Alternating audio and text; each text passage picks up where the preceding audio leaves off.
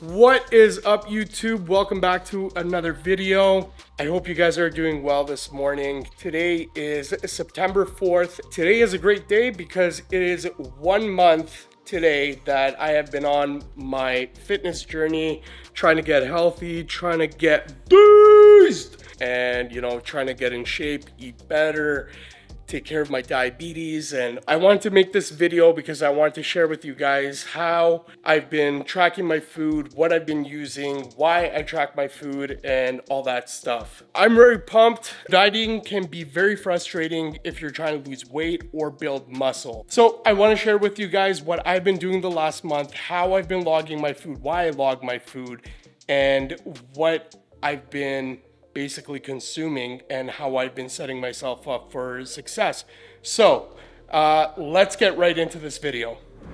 One more thing that I do want to mention is that when I started this whole lifestyle change, this fitness journey, I started it for myself. I didn't approach it with the mindset of like, I'm gonna get super lean, I'm gonna get six pack, I'm gonna get these big muscles and all that stuff. I've been there, I've done that. I had that mentality, I had that phase of my life in my 20s. What I simply wanted to do was take control of my diabetes and take less insulin on a daily basis, but losing fat, gaining muscle is all a byproduct of making this lifestyle change. So if you're new here, something to keep in mind is that I'm a type 1 diabetic on insulin. I'm insulin dependent. So my numbers and my way of dieting and the amount of carbs that I eat and just my whole eating routine is going to be very different from what your body is going to require. I've dieted before and I've been lean, I've put on muscle, I've been at a lot of different phases in my life in terms of my body weight. So I really know my body and how it responds to certain foods and certain exercises. But with all that said, the principles that I am going to talk about, you can apply to your fitness, your diet. Now, anytime that I have dieted, whether it was to lose weight or to build muscle, I have always used a food tracking tool like MyFitnessPal. I think that for anyone, regardless of what your goals are, it is very important to use a food tracking tool like MyFitnessPal. And the reason that I like to do it because it really does give me a good idea about how much food I'm consuming, how many calories versus how many calories I'm burning on a day-to-day basis with my activities. Not only that, but it does keep me accountable to stay consistent with the goals that I've set into place. So for me, it's about losing weight, taking less insulin for my diabetes, and it's a really good tool to be able to see exactly how much carbs I'm having at each meal. So when you're dieting, this has happened to me. I've hit plateaus, I've hit pitfalls, I've seen the scale stop moving for weeks, and those were times that I never tracked my food. With tracking my food now, using MyFitnessPal, I could go back and I could look at how many calories that I've been having over the last couple of months or weeks or whatever, and I can make adjustments wherever I need to just so I could break through that plateau. Jen has just come down and she's getting ready to go to work tonight. She's got a 12-hour shift from 7 to 7. Everyone give it up for our nurses, our heroes. She's definitely my hero. Well, that's all that matters. That's it. Let's do this. Okay. What happened? Okay, cool. Now, before I could get started with MyFitnessPal, there was a few things that I need to figure out and plug into the app before I actually started logging my food. And one of those things was my maintenance caloric intake. Now, I just went onto Google, I typed in Calorie Calculator, and the first link that showed up is what I went to. And I'm pretty sure that MyFitnessPal has something built into the app as well. And one thing to just keep in mind is that with all of these calculators out there, they are not 100% bang on accurate, but it does give you a good idea of how much you should be eating. So I plugged in my age, my weight, my height, my body fat, and how much activity I'm getting every week. So based on that information, it kicked me out a number of 2,700 calories. That means for me to maintain my 230-pound weight, I need to have 2,700 calories a day to maintain that weight. Now, because I'm trying to lose some weight, what I actually need to do is I need to be in a calorie deficit. So that means I need to be eating less. Now, a good place to start for anyone that is trying to lose some weight is to reduce your maintenance calorie intake by 500 calories. So for me, this meant that I needed to eat about 2,300 calories to be in a deficit, which is gonna roughly make me lose about a pound a week, which is about what I was aiming for. Now, it didn't just stop there. I had to plug in my macros. Now, your macros are your carbs, your protein, and your fat. Macros are a breakdown of food in terms of what it uses for energy. We have our carbs, our protein, and our fat. Now, for normal people who are not diabetic, they would typically start off with like 50% carbs, 30% protein, and 20% fat. Now, for me, because my body is very sensitive to carbs and I'm trying to reduce the amount of insulin that I'm taking, the more carbs that I would consume, that would mean that I would require more insulin. So I'm not trying to do that.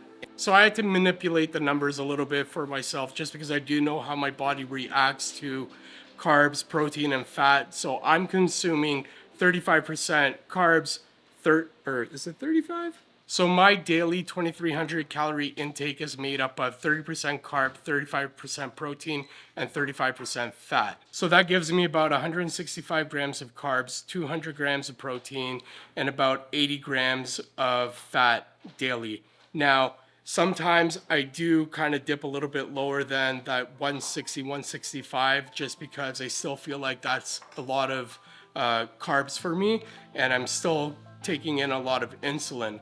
So I try to stay between like 140 and 150, and then I just up my protein, and then I just kind of keep my fat around 80 to 90 grams a day. How many grams of carbs does that have? I don't. It's half a cup of oats.